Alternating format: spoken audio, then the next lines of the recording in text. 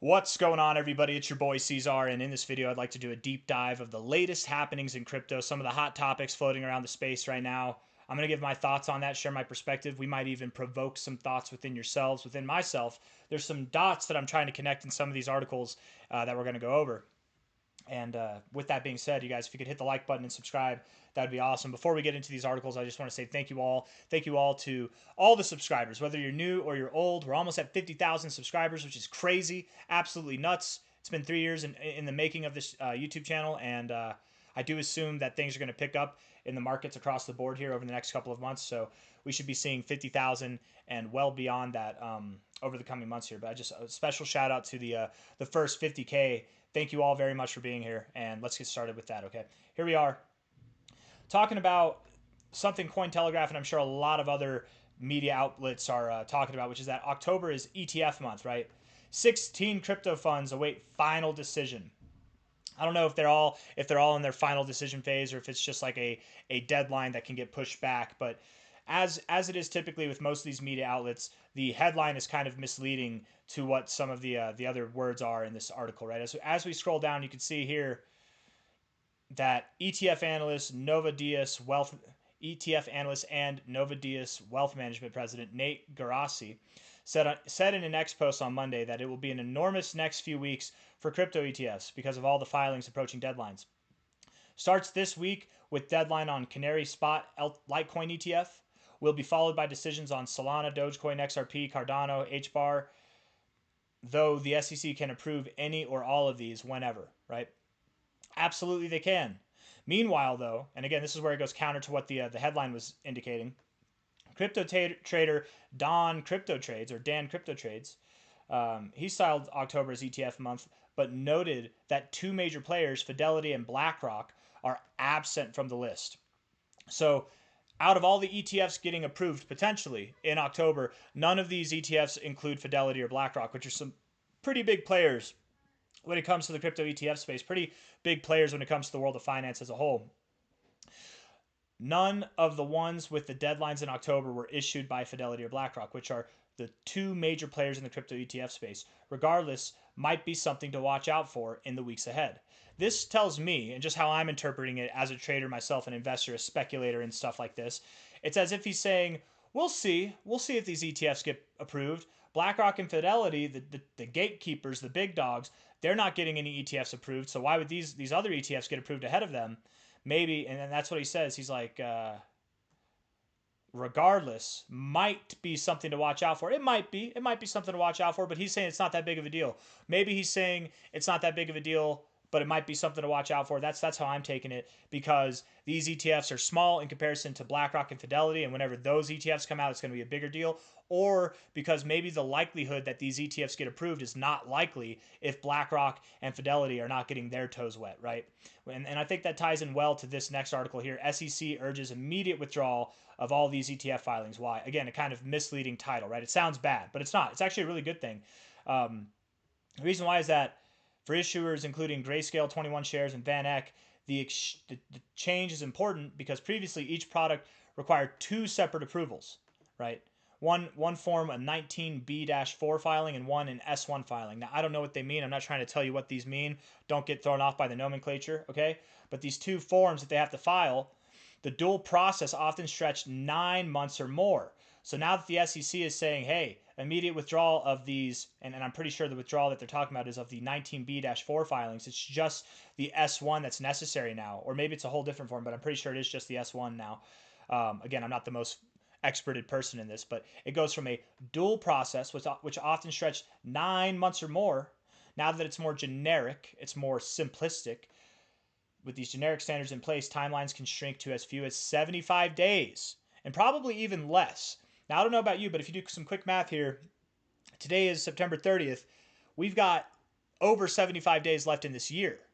Isn't it interesting? We've got over 75 days left in this year. The way that companies like to do things, like to get things done before the fiscal year ends, or sometimes right as soon as the fiscal year begins. This new ruling and the SEC urging them to withdraw, and they're lightening up on their approval processes. It gives anyone who files an ETF for crypto by the end of this year, that files right now or maybe over the next couple of weeks, it gives them the possibility, the eligibility of having it approved by the end of the year. I'm sure there's some big dogs that have some big ETFs they want to have approved by the end of the year. We're probably going to see some filings come out over the coming weeks with some pretty interesting ETFs as a result of that. And might that also go back to what I was saying here with Fidelity and BlackRock? Might these ETFs, these 16 ETFs expected to get approved in October, could they get pushed back? Could they be declined entirely and then they have to refile? And if they do refile, guess what? They can still get approved by the end of this year. And then that gives the big dogs the opportunity to get their toes wet first, right? To get involved first. I don't know. I'm just painting an idea here. It might happen, it might not. I might be totally off base, or maybe I'm halfway there. I don't know. But just that thought there. Another thing that I think is important to address is the fact that the United States Senate Committee on Finance is having a hearing tomorrow, the first day of October, examining the taxation of digital assets. But hold up now, you guys. Hold up. We're probably not going to have that. I was going to do a little watch party. We're going to do a live stream and watch this video as the hearing started. But we've got the government shutdown happening. And I actually looked up what is the longest government shutdown in history. The longest government shutdown in U.S. history lasted 35 days. And that was during Donald Trump's last administration. So Donald Trump, the previous one was like 22 days in Bill Clinton's administration. 35 days is a lot longer than 22 days, okay? That means government employees went a whole month, over a month, without pay. And regardless of what this means, regardless of the implications here, and by the way, it's looking very, very likely that the government will shut down for a day, for a week, for a month, maybe more. I'll tell you what, guys, he's the longest one in history.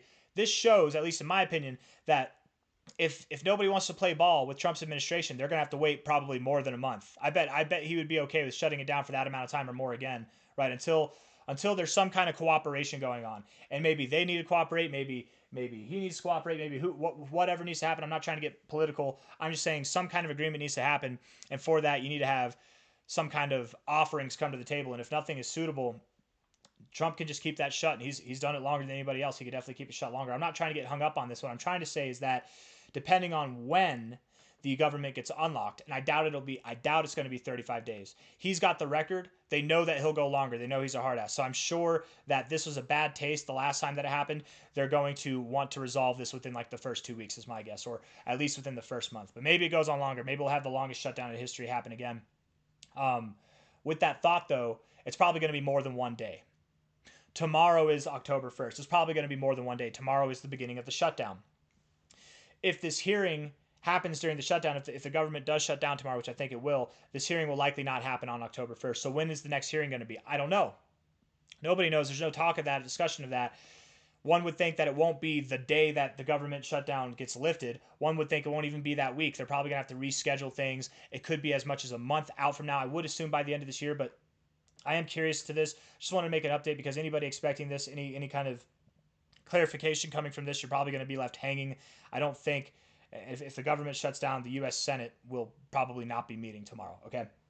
Just to make you aware of that. This one here, we're not really going to read the article. The headline is mainly what I wanted to read. We could go into this, I suppose, and you could take some notes from it. Cointelegraph probably gives you a nice little outline, a little template on how to use ChatGPT to find hidden gems in the crypto market. But I just want to tell you guys right now that from my own experience using AI to try and find crypto gems in the markets, what happens more often than not, it's not that every single time they're going to promote these kind of projects, but oftentimes AIs actually do point out scams. They'll point out scams. So we're talking about this more for your own safety, right? How to use ChatGPT to find hidden gems in the crypto market. That's smart, right? Now you're probably not the only person thinking this. Before I read this article like months ago, I've thought about doing that too. And I have used AI to try to find crypto gems. Oftentimes you actually find scams, okay? And that's because these scams, what they do is they have a lot of bots. They have a lot of AIs. What they do is they do research based off of what they're hearing, what they're hearing, but they can't always discern through their research what a scam is and what isn't, what a bot is and what isn't, what false hype is versus what real hype is, right? They see 1,000 posts saying, wow, this is going to be the next big thing. Wow, there's going to be a partnership. This project's legit. It's going to do 100x. And it's all just regurgitated scam bot nonsense. And there's a ton of that feedback, which they do. They flood it. The AIs pick up on that, and they have a hard time sometimes deciphering which one of these are scams. It never hurts after you get a list of cryptos or however it is that you come upon your crypto gem that your AI is helping you with. It never hurts to ask, can you check if this is a scam? Can you check if it's legitimate? And even then, they can get it wrong. Even then, they can get it wrong. Trust me, they can get it wrong. It's on you to figure out what scams are. And you know, for example, Grok. One time, I was trying to find crypto gems with Grok, and he recommended Snorter token.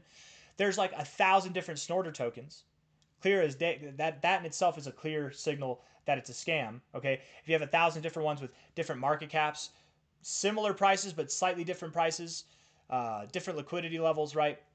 It's pretty common for on Dex Screener for various coins to have different levels of liquidity, but have the same market cap, right? Check and see if they all have different contract addresses. If none of them are the same contract addresses at all, that's how you know it's a scam. And then also, of course, you just have to do your own research, right? Check X, do some research, right? Ask your AI even and be like, I've done some research and I'm not sure that this is a legitimate project, is it? And they might be like, oh yes, I can't believe I recommended this. I've had this conversation with Grok myself. But again, the main thought here is just to protect yourself.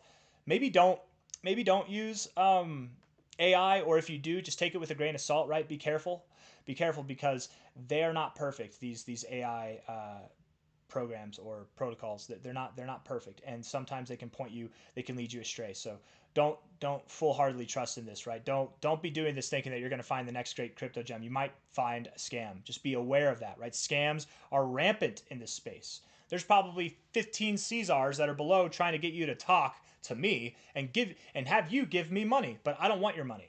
That's first off, let me talk to you. Let me look at you right in the face right now, okay?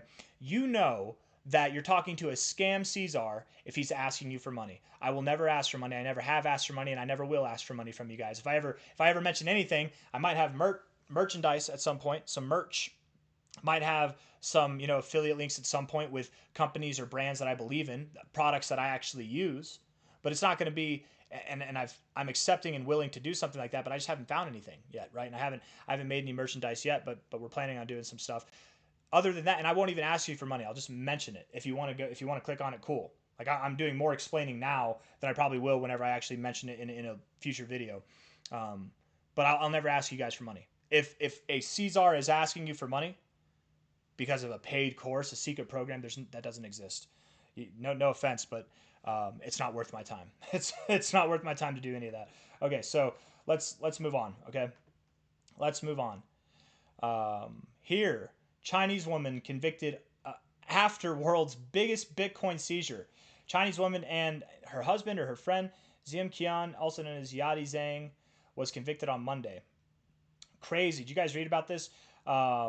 Between 2014 and 2017, she led a large-scale scam in China, which involved cheating more than 128,000 victims and storing the stolen funds in Bitcoin assets.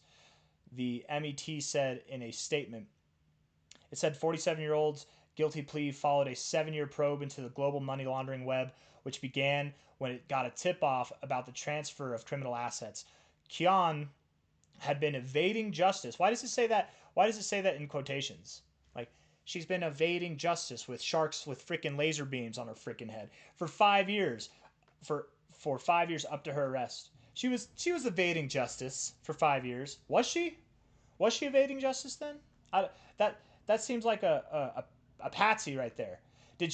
I wonder, was she responsible for it? Is this a mastermind? Is this the face of a mastermind, or is this the face of a patsy? Somebody, the mastermind who actually did do it, got her. They're like, hey, look, I stole 60,000 Bitcoins. If you take the fall for me, you go to jail for a few years. When you come out, you'll be rich beyond your wildest dreams. Like that happens. That happens. There's been a couple of theories where that's happened in the past with similar cases to this. Evading justice. That's weird, right? Which required a complex investigation involving multiple jurisdictions, said Detective Sergeant Isabella Grotto, who led the. And maybe she is guilty. Maybe she's the mastermind. I don't know. No offense to her, but she doesn't look like the mastermind. But maybe she is. She could be. Don't judge a book by their cover, man. Definitely don't. She fled China using false documents and entered. Okay, well that might be legitimate then. And entered the UK, where she attempted to launder the stolen money by buying property. Smart. By pleading guilty today, Ms. Zhang hopes to bring some comfort to investors who have waited since 2017 for compensation and to reassure them that the significant rise in cryptocurrency values means there are more than sufficient funds available to repay their losses. I wonder what that means. They're probably not going to get paid back what they're owed in crypto, but what they're owed in like US dollars or Chinese dollars. Anyways, I'm pretty sure, I don't know where it says it here. Yeah, 61,000 Bitcoins worth $6.7 billion at current prices. This was made today, guys. Crazy. Crazy stuff. Her and her boyfriend or something. There's a guy, a man that was involved in it too. Anyways, crazy stuff. One last thing here to finish up this video. Arthur Hayes, why the hottest crypto projects are still out of reach for Wall Street. Right? It's good to see what Arthur Hayes has to say. He's a OG in the space, a crypto mogul. He knows what he's talking about for the most part, right? Some of his price predictions are wrong, but not like I've ever had a wrong price prediction in my life. Wall Street is pouring money into the crypto industry, but that doesn't mean small-time investors can't make a profit. That's according to Arthur Hayes. They're going. I just want to skip ahead here. From the perspective of a lot of these managers, it's very difficult to invest in the hottest crypto. Well, yeah, he said during an event at 5-story Pan Pacific Hotel. You have to be comfortable using the actual technology, which is not what they want to do. Yes, that's true, right? There's a lot of profits. There's a lot of value to be made using various cryptos. Most people don't want that though. They just want to invest. They don't want to actually use the technology and get the value there. They just want to invest, put their money in a coin, number goes up, and then they sell, right? It's lazy. But if you take the extra step, you can actually get some added value through various things. Other factors such as using two-factor authentication or employing a strong password. What? What? That's bad. That could be pretty bad, man. Yeah. By the way, on this note, every single one of you better have double authentication is not enough. You need triple, quadruple. You need, when you sign in using your email, it sends you a verification through another email that you have to sign into to unlock your thing. That sends you a text message code on your phone that you have to sign into. And then whenever you want to withdraw anything, it does the same thing. You need to be safe, okay? Scams are rampant in the financial sector. They're rampant in crypto, and it's because it's easy. It's easy to snag money from people without even meeting them if it's all digital, right? Don't make it easy for anybody to access your funds. Not even yourself. Make it a pain in the ass, okay? Make it to where literally you need access to your phone and a separate email versus in comparison to the actual email you're using to send. Just be safe, be smart. Definitely at least at a minimum, man, double authentication used to two-factor authentication used to be the peak of security. Now it's the standard. It's the minimum. You got at least that, okay? They're going to lose a whole year of returns because someone getting paid $50,000 a year clicks the wrong link, Hayes said, referring to phishing attacks. Yeah. They do run rampant. And that's crypto. You know, whenever I started, it's probably still the same thing, but there used to be a saying that said, you're not really an investor in crypto until you've been scammed, right? Like you get scammed, and it's like, welcome to crypto. You earned your stripes there. Now you're actually an investor. Then now that you've been scammed, right? I think you can avoid being scammed. I think anybody in crypto can avoid being scammed if they're safe. Okay, safe means different emails for every single exchange you use, multiple exchanges, double, triple, quadruple factor your authentications. Keep your private keys safe. Back up your wallets. Write it all down physically. Put it somewhere safe. Put it in a lockbox. Maybe deposit it in the bank. Whatever. Put it in the dirt somewhere out by a tree in a box that won't deteriorate with age. Let's see. No one is ready to accept austerity. No one's ready to tighten their belts, reduce the amount of credit, suffer a contraction in the economic activity, and a loss at the ballot box, he said. It's always about printing money in some way, shape, or form. So what he's talking about here is that crypto is going to be the future because nobody wants to be the bad guy. Nobody wants to tame the markets for the sake of not kicking the can down the road and sparing the economy later. They'd rather just inject the markets artificially, and that's going to lower the price of the dollar, which is going to increase the price of risk-on assets like crypto, right? There was something I was reading here. Yeah, this right here. Okay, says Hayes. Hayes, again, one of the most popular names in the crypto space. Whether you like him or you don't like him, he's definitely a popular figure, right? Doesn't matter if you like him or like him. He's a smart individual, and we should probably listen to what he's saying. In this article, he chose to say, there's awesome opportunities in DeFi and yield farming. Institutions fundamentally probably won't be able to get into these ecosystems as evil. as heavily is probably what it's meant to say, as a retail trader, because that's not what they're set out to do. Yeah. So there's a lot of profits, and you guys, we talk about DeFi projects on here all the time, and there are a lot of safeguards in DeFi, right? You can invest and earn yield through staking, and not stable coins, right? The Genius Act doesn't allow people to stake with stable coins and earn yield through that, but you can stake through Coinbase and earn yield through Coinbase, not through the stable coin, right? But DeFi, of all the niche sectors of the space that he chose to talk about, it was DeFi, and I think that that's pretty interesting, right? So maybe do your research, look up what some of the hottest DeFi projects are. Of course, there's things as big as like Stellar Lumens, HBAR. We talk about Onyx Coin all the time here. There's Compound Finance. There's a bunch of Syrup, Maple Finance. Check them out. Read their white papers. Do your research, right? And get involved. There's nothing wrong with staking, but understand that when you stake things, there is more inherent risk. You're not the one that owns that crypto at that moment, right? Make sure that you're staking with or when you do stake, that you understand the protocol. Is there a lockup period? Are you able to stake and unstake freely? What's the protocol there, right? Make sure that you understand that. But I just thought that was interesting that Arthur Hayes is talking about DeFi. And I mean, it's not interesting. Of course, he's going to talk about DeFi. DeFi is probably one of the most integratable aspects of crypto to the real world, I genuinely think. But this tells me that I don't know, this guy who probably knows something about something, the DeFi space might be up and coming, and there might be a little surge there. But anyways, guys, I got nothing else for you. I hope that you enjoyed the video. If you did, hit the like button, subscribe. I really do have a feeling that the markets are about to rip, and I mean, I think we all do. October's supposed to be a good month. Don't be disappointed if these ETFs that are heavily anticipated to get passed this month, don't be disappointed if they get rejected. And if they do pass, if they do get approved, expect some volatility. We typically do sell off after major ETFs get approved, and every single time so far, that's exactly what's happened. Bitcoin, January 11th, 2024, the listing happened after it got approved, listed, and then we dumped. We dumped like 21% for Bitcoin.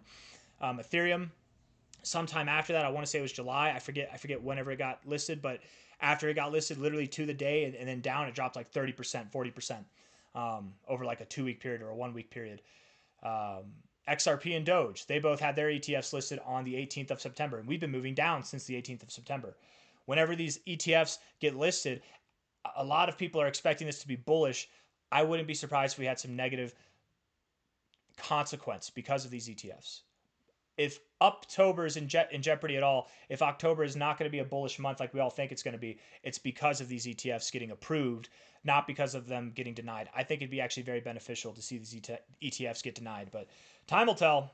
We'll see how it goes. I'm sure we'll have some ETF approvals this month. Hopefully it's just not anything that really matters. Anyways, hit the like button, subscribe, take care. Thank you all. I'll see you on the next one. Bye-bye.